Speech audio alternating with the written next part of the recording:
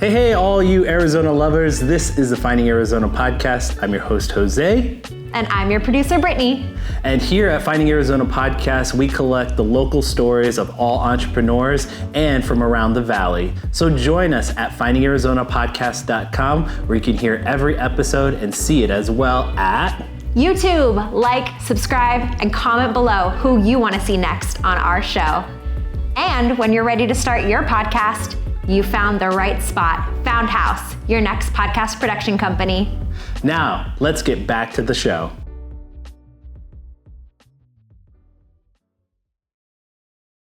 Score big with SeatGeek. Whether it's concerts, sports, or live events, SeatGeek has you covered. Use code FindingArizona to get a fantastic $20 discount on your SeatGeek tickets. Catch your favorite live events hassle-free with extra savings. Visit SeatGeek.com and make every experience unforgettable.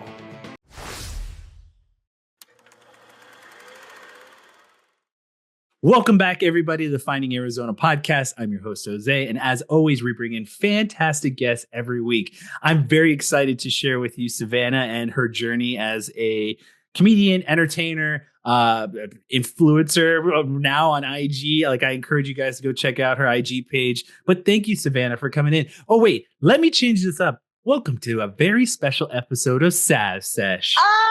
Wait, I love that. Thank you so much for having me. I really appreciate it.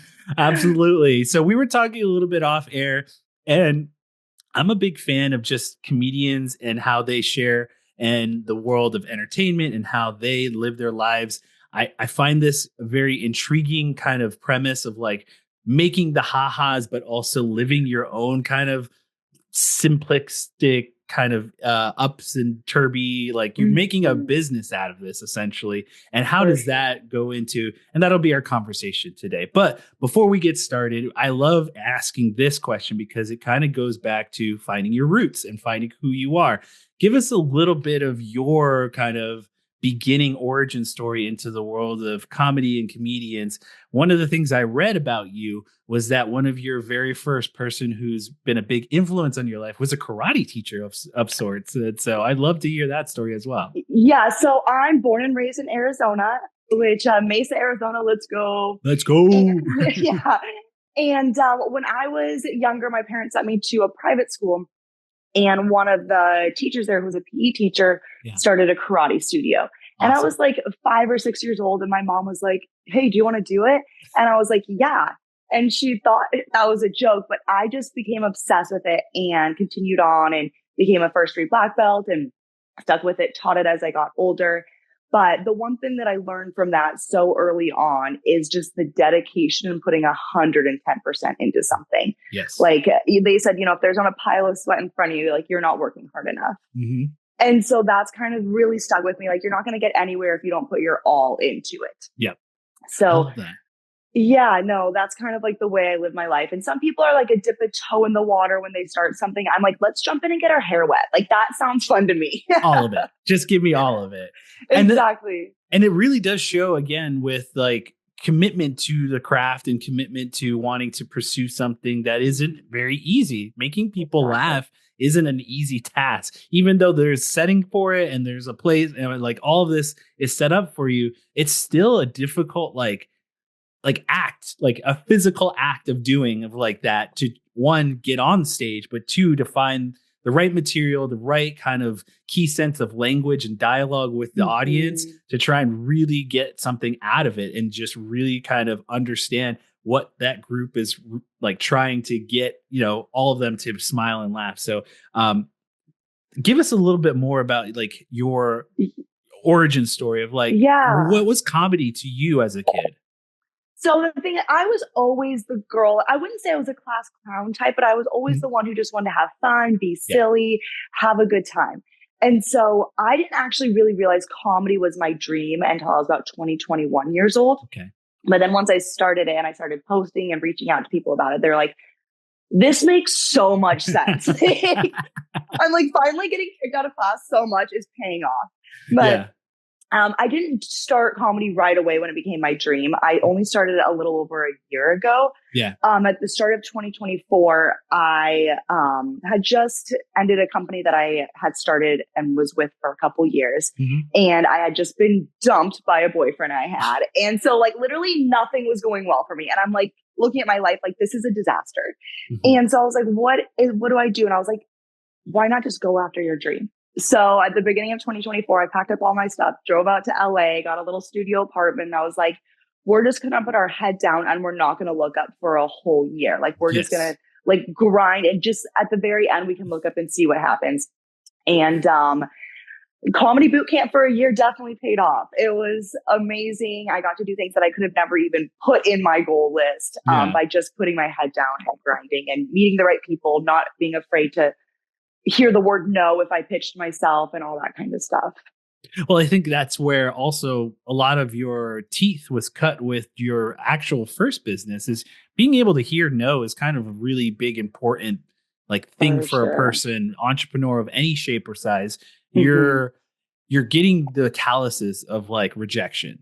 And once you build up enough tough enough skin, like anything you can just hop and leap over those no's and try. Like some people are so skilled that they like, okay, no, but you're saying no this way. Can you say yes to this way? And so I feel like that's a really big thing that you learn when you're doing any kind of business that's your own, or that's something that you're starting to be an entrepreneur about. Like you'll get that. And that's something that I feel like for you in particular, I look at, the journey that you've shared with us and just kind of like, oh, she went from, so like I read this, you didn't feel like ASU or kind of the where you were at wasn't the route that you wanted to go to. So you went somewhere else, which is Florida, correct? Yeah, and I didn't go to school in Florida or anything like that. I just had visited there a couple times, and anybody older and wiser had said, like, if you can just go somewhere, move, knowing nobody, start fresh, like just go do it while you're young. Yeah. And so I was like, well, I've been to Tampa a couple times and it's pretty fun. So why not? That's hilarious. I went there and had a party and did a lot of fun, did a lot of things that I shouldn't have. Let me try that again. Let me just do that for a couple of months. Process.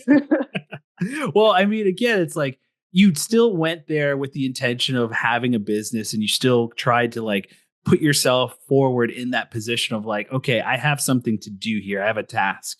And going through that process, you learn that it probably wasn't for you, or that you were trying to be something that you were not. Exactly. What was the first aha moment for you in particular of like, was it going to a open mic and feeling the first couple of like cheers and laughter, or was it something else? So the first moment it really clicked for me, I would say, is so when I came to LA, I did basically like a 6-week class. So it was every Monday. And for the first 5 weeks, basically it was just like kind of like a writer's circle, right? Okay. We'd help each other out, pitch things and like our punchlines and all that. And then on the 6th week, we did a showcase and we all did 5 minutes on stage. And, you know, those 5 minutes, like I forgot my set halfway through. Like I made my like mom, my stepdad, my best friend fly out for it. Like I fake gagged on a dick, like on stage. Like it was like it was so bad. But then as soon as I literally like middle of set, I had to be like, sorry, because I forgot everything. But the thing is, as soon as I got off stage, I was like, put me back in, coach. I can do better. Like that was the only thought that went through my head. Like, what the was that, Savannah? You're way better than that. And of course, at that time I wasn't, but I knew I could be. And so like that feeling getting off stage and being like, put me back in, I can do better. That was it. That sealed the deal for me, because I've never really had that feeling besides, I would say, in athletics. Yeah.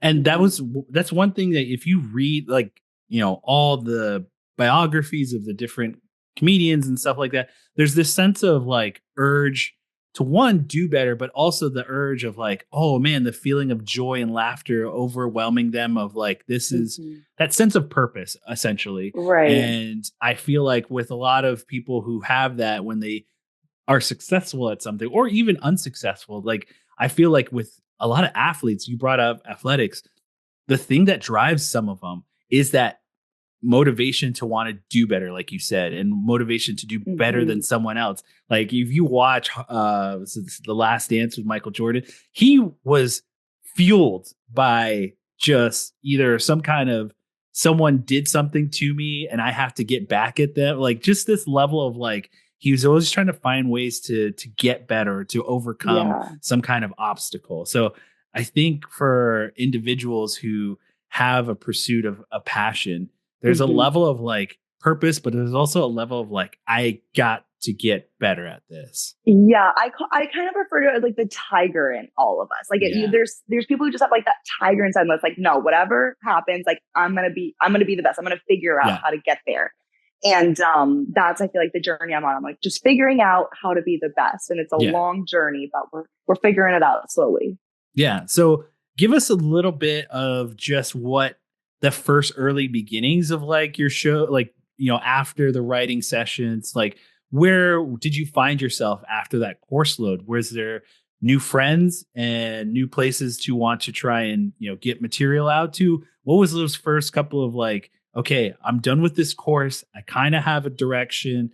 You know, now it's about grinding my teeth on like stage and things like that. What were those first couple of, you know, places that you went to? What was it like for you? Yeah. So luckily enough, at that class, there was or at the showcase we did, there was a booker that sent someone that to like kind of check us all out. And because we went through this class, we knew joke structure. We knew kind of how things went, whether it was funny or not. We knew the structure of it. Yeah. And so luckily that booker booked everybody in the class on a couple shows after that. And so from there, it just was other comedians seeing me who also produce shows and all, you know, that kind of stuff. But I think the main thing that I really focused on was the writing of it. Like all of it, of course you have to figure out how to perform and all that kind of stuff. But I was like, I need to figure out a way better 5-minute set, way tighter. I need to learn how to write material that is, you know, everybody says, get deeper, write deeper. Yeah. And when you start, the only jokes you're making is like sexual jokes. And that's how like you can tell how green someone is. Yeah. And so I basically worked with some coaches. There's, you know, comedy coaches you can do one-off privates with or classes you can go to. And I just fully submerged myself in just like figuring out the knowledge of it and studying the art. Yeah. And through that, you meet people who produce shows, and a lot of them in LA are bringers. So you have to bring a certain amount of people to get booked. Yeah. So I kind of have to space mine out because I was new here. So I was like, I can't bring 5 people to a show every single week. Yeah. So I do I'm like, I've got like 2 friends, guys. I barely know anyone. I don't even know myself at this point, guys. Like, how can I make friends? Yeah. And so, I probably did like 1 or 2 shows a month. And even those I was like, over. But I was just constantly just practicing, getting in the work. And then slowly you're able to move into some shows that aren't a bringer, that you're just on the show. And that's when you can really start picking up shows because you can do way more each month, each week, whatever it is. Yeah. So you're really testing the waters on this, like the focus mode of like, you know, I call it like, you know, strategic in the sense that you're picking these shows based on, you know, things that you can get into, but also things that you are going to pick up certain like notes and items to really place yourself in the market. And was there ever an inclination to stay in either Tempe or go back to Tempe, Arizona and try to do it there first, like before the class load course? Or Florida? Was there ever like a discussion at, you know, of like, can I do it here or can I do it back at home to like ease the, I don't know, journey a little bit? Yeah, that's a good question because, well, it's funny. When I lived in Tampa, I had a boyfriend I was living with at the time. Yeah. And I remember talking to him and I would write in my journal, you know, I would say, hey, like, why don't we just sell this and we go move to New York and I can pursue my big dreams there. Even that. Like you're on the East Coast already. Go north. Like I'd write in my journal, like if I was single, I would just go do it. And it's probably like reading it when you're not around. Like what the? No. Yeah. And so, and then when I moved to Tempe and stuff like that, I go back to Arizona for shows a lot because I am able to bring people out, and you got to test your material outside of LA to see if it works because LA is its own little bubble, right? Yeah, bubble. Yeah. But no desire to move anywhere besides staying right here in LA, I would say. Because it's easy to get to other places, but that level of competition here will get you better a lot quicker. Yeah. And then going out, you know.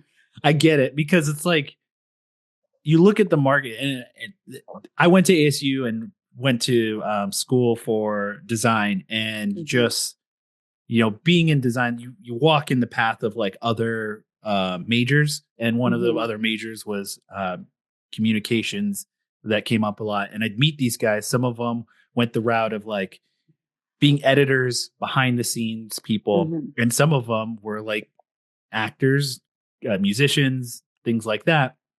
And one of them in particular was a newscaster, news reporter. And she was explaining like different markets for that, like even in that genre of like, you know, you want more eyes, and like you want to dive into the bigger markets, but sometimes you like, you know, you start off in Billings, Montana, like that sort of thing. And so it is definitely a route and a journey. I was just kind of curious in the sense of like, you were already in one place, and I for sure know that it's like Tampa, even Florida in general, has its own like places that you can go and chop it up and really grind it out. But it's not the same as LA, because LA is like entertainment capital of the world. And now I'm like, there's arguments of like, now it's like Austin, and you can kind of make the argument there wherever you want. But it's like the things that started it, the historical bit of like where it comes from, that entertainment portion is LA. So I understand, I get it. And so this is my next question is, there's different genres of like entertainment and comedy to go to. So you brought up too, and being a comedian, being also a writer, as the other forms of comedy entertainment come across your like what is it? It's the group setting. Oh, I'm blanking. Like a writer's room? Yeah, like a writer's room, or even going just solely on what is it? Improv. Sorry. Okay. I don't know why I blanked on the improv. No, it's okay. But it's like, right. Do you ever kind of like, oh, I think I want to focus more on or try something else in the realm of comedy entertainment? You know, a writer's room actually has like no interest for me. I love being on stage and I love performing. Okay. And so being like behind the scenes, like for example, when I had my company and I, you know, would do photo shoots and stuff, and I'd hire people to do it stuff. I was like, I want to be in front of the camera. Like, no. And so, and even improv, I had tried an improv class actually when I was in Tampa. And again, my only thing was like, there's just too many people up here. Like, can we move him? Yeah, like just a little bit further over, perfect in the audience. And so I think right now what I'm with stand up is my only interest. I would say other opportunities are going to come when you get really, really good. But I feel like when you try to do too many things at once, you're going to do everything okay and be great at nothing. Yeah. And so I feel like I just want to like be right here and, you know, take other opportunities if they come. Sure. If I want to, but no, it's not. Nothing besides stand up and figuring out how to be the best comedian is like in my brain at the moment. Yes. And I love that. There is definitely, there's levels to this. There's also generally there's different areas to go to, but it's like, again, when you find someone who is definitely focus bound and like really trying their best at one thing and not hop skipping around. Yeah. Some people thrive in that where it's like, I'm a little good at this. I'm a little good at that. And I would just want to be helpful. I want to pass the ball. I want to be the helpful supporter. That's such a good point. I never really thought of that. Yeah. Yeah. Such a good point. Some people are good at that. Some people like thrive in just being good at one thing. And you get stuff out of it. But it's like there's doors on all routes. And when you're focused and you only see one thing, it's like, yeah, I get that. That's also just like, again, that's how you become a pinnacle person. Like you really try and strive your best. And the other opportunities come from being so good at what you do and trying to see what you are capable of on the other outskirts parts. But so now we go into kind of like what's going on today. Yeah. You are like, again, in the thick of this kind of journey and doing the shows. something that's coming up down the road. We just talked about Austin. You said you were putting on a show. And so I'm excited to share. Is it next weekend or this week? This week. Yeah. So it's this Thursday, yes. March 6th. Yes. March 6th. You will be in Austin, Texas. Give us a little bit of the rundown and how this all came to be. Yeah. So one of my good friends and roommates, actually, Maddie Walser, she is from Austin. Nice. And so she really wanted to put on kind of a day before South by Southwest starts, because comedy is that first weekend. Yeah. And we kind of touched base, and she's like, why don't we do it together? I was like, I would love to. Like, thank you so much for bringing me on. And but because she's from there, she kind of knew like good places to produce the show and all that kind of stuff. Yeah. And so she just texted me right now. And she's like, I hear you. But are you talking about me? Let me come in there. Let me do my thing. Yeah, exactly. She's like, should I hop on? No. But and so I kind of knew some comedians that were out there or friends or other comedians that knew them. So we were kind of like, let's just do it. Let's run it. And however it turns out, great, but better to like shoot for the stars and see what happens. Yeah. And so it's at Speakeasy Austin, and we're going to have a DJ before and after the show. Dollar Shave Club is sponsoring it. Nice. And we're going to have some alcohol reps out. So it's one of the biggest things I've produced. And so I'm super excited to see how it all comes together.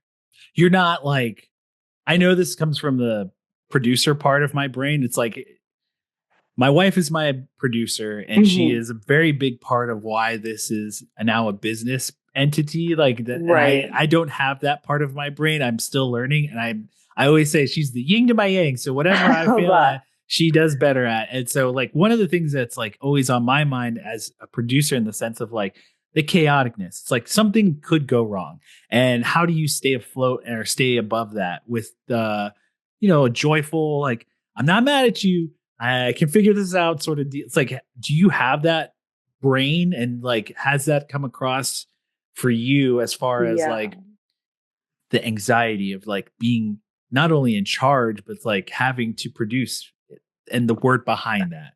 And the thing is, regardless of how great you set everything up, something will go wrong. 100%. You can count on that. So I think just having that in mind and being like, we're just going to roll with it. Whatever happens, we got to figure it out. Like, I just did a show that I produced in Arizona. Things went wrong. A comedian had to drop, just a couple hours before the show. We had to rearrange some stuff, all of that. So it's just kind of being like taking a breath and being like, okay, let's handle, like, as weird as it sounds, I call myself the handler. I'm like, whatever happens, we're just going to handle it. Yes. And so, and just being honest too, if something goes really wrong, you can even riff on it on stage and make a joke out of it. And it can become a great clip or just a great story in general. So something will go wrong, and just figuring out how to roll with it, I would say. Yeah. I love that. And the one thing that you just brought up too, I kind of wanted to touch upon, and just trying to understand the market, or just what you do is also something that you have to tell the world about. And so coming up with these clips and now being like a marketer for yourself and an advertiser for yourself, like, how does that work for you? Do you have like a assistant or someone that like records your sets? Do you listen to your sets after you're done with them? Like, how do you process after you do something?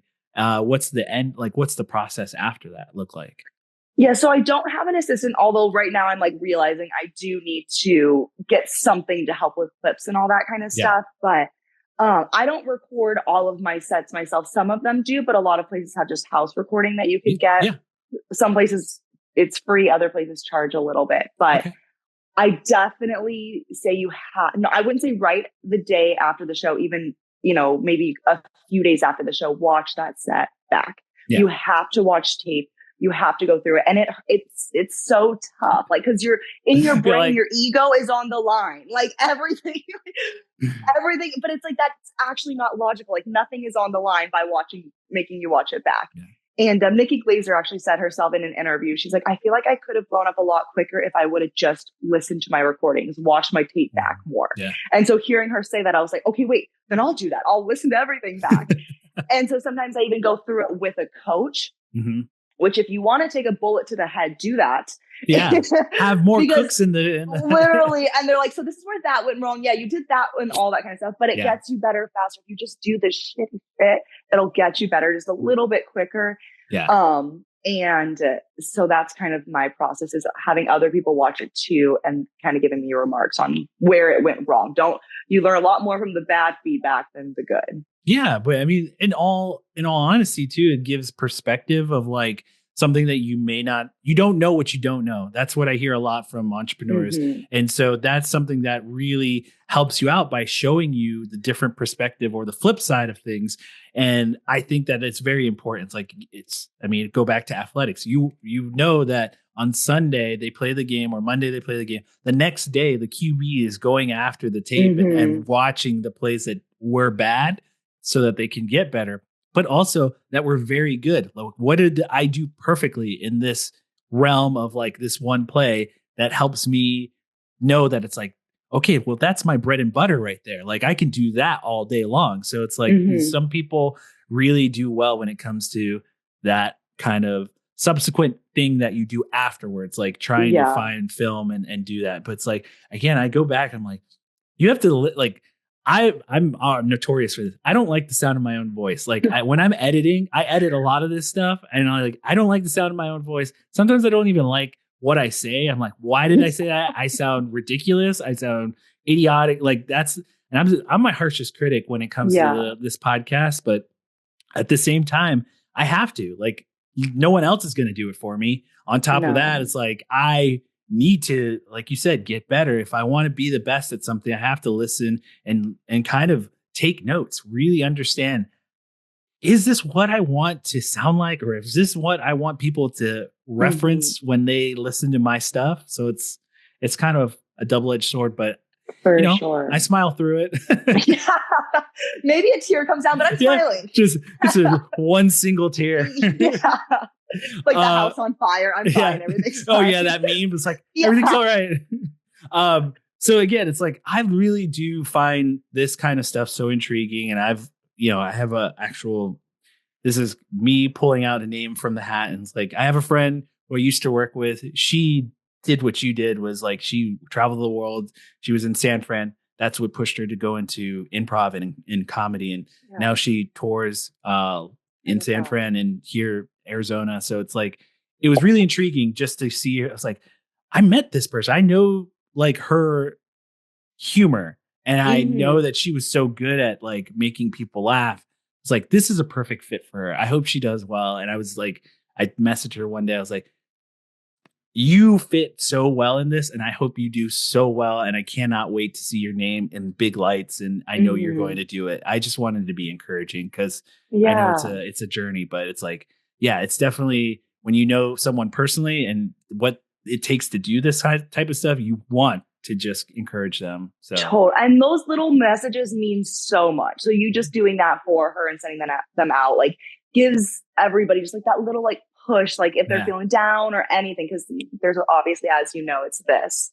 It's always that. And so now we're gonna like leaning towards looking at the future stuff. I mean, one of the things that we brought up was that you're doing this one produced show, but afterwards, and this is coming from your own Instagram, learning that you're going to be going to New York, going to Boston.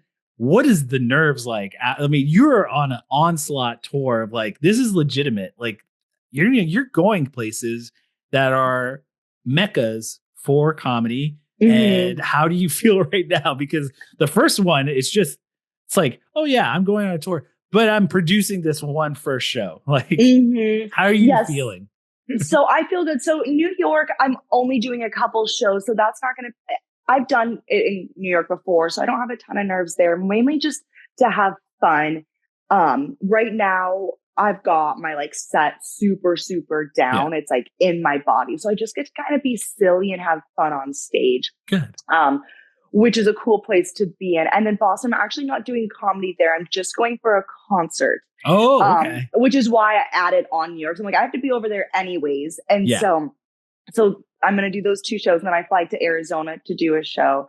And then after that, I'm just kind of going to take a not a break from shows, but only take on like 2 shows a month to really get like about 10 more minutes of material over the next few months. Yeah. So that I can be at basically like 25 minutes of material, produce a few shows with that, and then start pitching myself to bigger name comedians that are going on the road where I can be their feature on that. So that's kind of my game plan within the next like 6 to 8 months. Yeah. So what I've been learning in my time of listening and just being a student of podcasters in general who are comedians, and one of the things that I've recognized or at least noticed in the conversations is like that half hour to an hour, that first production. Now a lot of them are like, oh, we're going to just take that or come up with another hour and put it on YouTube. Has that come across your bandwidth? And like, is that something that you're seeking, or is that something that you're going to wait on? So to get an hour of material is a journey, right? Yes. Like, and so even for me to have like 18 or so minutes of material only a year in is a lot of material to have. And so I would say I would love to have an hour by end of year 3 going into 4. Okay. But I know how much my material is going to change in between that. So mine right now is to really get like my 25, 30 minutes down and just being able to take it on the road and go and feature and learn from bigger comedians. So I think my 30 is my biggest thing right now. Whenever that hour comes, it comes. Yeah. But I would say the amount I'm going to be switching things out even when I'm on the road doing my 25 to 30 and different places like to see different things. Some bits will hit with one crowd, others not. And so you have to be able to switch in and out of that material. So even when you're doing, let's say a 30-minute set, you probably have 45 minutes of material. Yeah. And when you're doing an hour, you might have an hour and a half because you have to be able to be like, oh, that didn't hit, then that's definitely not going to hit. So let me swap that out mid-set in my brain, Man, the fact that you can delineate that information just so that you can help people understand shows me that you're a tactician. Like you really think about it. Like you have it written down. You have a kind of like this journal of like where you want to hit on the scope of things. So it's like, okay, she's got a game plan. She's on it. She knows where she's going. So thank you. First off. And who knows if it'll happen again. I'm only a year in, but these are the things that I'm like, okay, I think this could work. This could work. And I'm sure it's going to change a lot. But that's what seems good right now. Yeah. And I hear you and I'm like, yes, that all works. Like I get where you're coming from. And I'm like, if I was you, I'd be the same way. I'd be like, okay, this is going to hit. I think this will work here. And like, this is my goal to reach this amount here. So it's like, it all makes sense. And thank you. I am very encouraged by just, again, being able to like, again, it's like, that they're a good athletic person or like a good athlete when they can explain what's going on and what they do because they understand the material so much that they can divulge and give you a little bit of like, oh, A, B, and C. This is why I chose A, B, and C. Like that to me, it's like it says so much about who you are instead of like, oh yeah, I'll be all right. Like just like that gives me nothing. Like that gives me absolute nothing. Like so again, I'm very encouraged by you and I have high hopes. I hope that I hope Austin's fun. I hope New York's fun. And then when you come back to Arizona, I know it'll be fun because again, people rave about you. I feel like people rave about you. So that's something that I'm very encouraged by. Again, overall, people who come out of this state or born or raised in the state, I feel like are a little bit different, but it's also a sense of like when people come here from out of state, they notice something special about this place. And some people like it. Some people, they'd rather have their own thing. They'd rather be back in their own city. But again, I always say it's like we're a special breed here because of the diversity, but also it takes a special breed to be out here in this heat during the summertime. If you're not about it, and I feel like that breeds more individuals who are hardworking, caring, and are just socially just like really fun people. Definitely about like the fun people for sure. Like there's a thing among a handful of comedians I've talked to that they're like, I just love performing for Arizona. Like they come and they're ready to have a good time. And that's rare. Like you think everybody comes to a comedy show with that mindset. No. And so Arizona really is a special place to perform, I will say. What do you have like a mainstay? Like, do you like a certain place that you like to go to for your shows here? I've done a few at Mic Drop in Chandler, and that one's really fun because I did grow up East Valley, so I can get a ton of people out to those places. Tempe Improv is really cool, but it's a really big, so depending on how the room is structured, laughs either stay in really tight and everybody kind of vibes, or they disappear really quick. And Tempe Improv disappears pretty quick. So Mic Drop is nice and tight and the laughs kind of stay in there. So it's a really fun, small, like room at 150 people or so. So it's fun. So I'm over here in Midtown. And so I just, again, I went to school at ASU. I'm here living now in Midtown. So the improv, I saw Ralphie May over there. And again, I can definitely feel your understanding of like, it's some places it's like you can keep that laughter going and it reverberates and sometimes it dissipates. One place that I like don't know how I don't know because I've never been or I've never seen anything there. The Celebrity Theater that's over by the airport, that like circle round one. I'm like, the one that like rotates, it can rotate or something like that. It's just like, to me, it's like, how do you perform on something? Or I don't know. It's like, it's really different because it's like people are all the way around you. All the way around. Yeah. Yeah. Well, haven't gotten there, but when I do. Let me know. There's also, this one show that the Tempe Improv or Hollywood Improv hosts, and it's called Surrounded Crowd Work. So you're literally just in the middle and everybody's around you doing crowd work. I've never been performed for that, but I've seen it and I'm just like, it's just, you're going from every angle and it's like, you got to just be able to be okay with where you're at. Like, my back's to them, but I'm okay because I know I'm going to turn and not feeling any anxiety or like nerves with that. So eventually. There's a lot of places here that are like, there's some cool spots and cool theaters. And being a podcaster, I really do love the theory of sound, like how that structured. And so, went to school at ASU. There's the Gamage Theater. Love like I've seen a couple of like Broadway shows there, but it's like, again, they each have, there's kind of this interaction of sound and how it reverberates and how the audience takes it in. It's so different every place. And I've seen some really janky places, but I've also seen some really high tech places where they're like, they control the audio. Like it's super like, like it's up in Scottsdale. It's called the Ravencroft and it's like a jazz theater, but they're in the theater because the owner is like this musician and, just really legendary guy. He wanted to control all of the audio pitches, like all kinds of performance can take places there. So just say like, there's a lot of theaters, there's a lot of places. They're all different. It's just where you like the most and what you feel comfortable in. So for sure.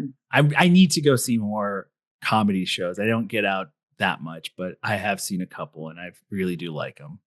No, it's fun. And like going back to that point is like some rooms you have to work a lot harder for the laughs when it's big and it evaporates quickly and everybody's spread out versus when it's in tight and everybody's vibing off each other and it's a good time.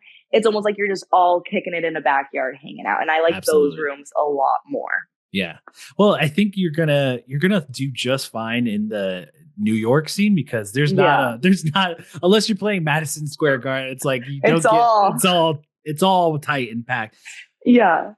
So I would be remiss if I didn't get your take and some bits from you. I know that you like comedy just as much as I do, so I'd love to like get what you thought of if you did see it, the SNL 50, some other entertainment things like the Oscars are tonight. I'd love just to kind of pick your brain about these sort of things. If you're a fan. I didn't watch the Saturday Night Live 50 yet. I'm so like, you'd be surprised. I'm so bad with pop culture, like the absolute worst. And so when it comes to like things like the Saturday Night 50, there's so many things from references and all that I'm like, I wouldn't even get if I tried. And so I'm like, but when it comes like, for example, like the Tom Brady roast, like everything's like right there. I can understand it. I can pick up on it. Yeah. Like, again, I know sports a little bit. So, or like, again, I'm a big fan of Nikki Glaser. So when she did her hosting and all of that. So, the thing when it comes to like, for example, hosting the Austins, those are some of the toughest rooms to perform in front of. Yes. People don't want to laugh. They're busy talking or drinking or having their food, whatever it is. And so, anybody who decides to host those things, I'm like, hats off to you. And I love to watch just to be like, let's see how it went. Yeah. And of course we all know Nikki Glaser killed it, when she hosted in the last one. And, so yeah, I'm excited to see, well, specifically Nikki Glaser, where her hosting and all that goes. And she's been roast queen for a while, but I wouldn't say I'm huge into watching all that kind of stuff. Mainly, I'm just not good with pop culture or perfectly sitting still. So I get it. That is something that definitely for me, I'm like the one that's, I don't even know how to put this. I'm the guy that's like standing up and just pacing around. And that's just who I am. I'm like, I feel like if I'm watching something, I got to do something else. Like I got to multitask if I'm going to sit down and watch something. I don't know why, but that's just something that's ingrained in me. It's like, can't just sit down and watch something. I have to multitask of some sort. Yeah. So that's me. But I totally get it. On top of that, you're just like, you're busy. You're moving, you're traveling, you're on the go. So it's like, it's hard enough as it is to make sure you get on the right flight at the right time, sleep enough, eat enough, all of that stuff. And like the social life too. Like I'm going to do dinner tonight with friends, stuff like that, nice. Where I'm like, I haven't seen my actual friends, I would say, in so long, I feel. And so where I'm like on the road, I'm touring. So anytime I get to be like, okay, let's have a little dinner. I'm like, okay, yes, that's a moment I can like breathe and just be like silly Sav with like my friends and get a lot of content out of that too. I love that. That's very good. And so are you here in Phoenix or are you in Austin right now? I'm in LA. So you're in LA. Yes, in LA right now. I leave for Austin on Wednesday, and then I'll be back in Arizona like mid-March and April. I come back to Arizona almost every month to do a few shows. Okay, awesome. Well, I would love to catch up if that is possible with you in person. That would be really great for me. Yes. On top of which, I very much am happy to say that's like you have completed this podcast with easy goingness and you knocked it out of the park. But I just, again, I hope that when you go through this journey, you take the moments to appreciate things like this, where we look back at where you come from and where you started from, and really just take the opportunity to give yourself a little bit of a pat on the back because you're doing something that is changing your life and making a big effect, not only on yourself, but the people around you as well. Thank you. No, I really appreciate it. Thank you so much. Absolutely. That's very kind. Now's the chance for you to promote. If you want your friends to come in as well, your roommates to come in, go right ahead. That's perfectly fine with me. But yes, this is the promotional part. Tell everyone where they can find you online, social media, everything under the sun. The floor is yours, Savannah. Thank you. Yeah. So find me on Instagram. It's just Savannah Pagnozzi. I'm sure it'll be in like the notes or whatever, because that's not an easy thing to spell. Yes. And then on my Instagram, there is an email list that you can sign up for. I don't spam, but it does get you freebies. First look at tickets. The last show I did in Arizona, it sold out in like 2 weeks. So it's always good to get in there quick. And then, once you're on that email list, you'll see all the shows I have coming up.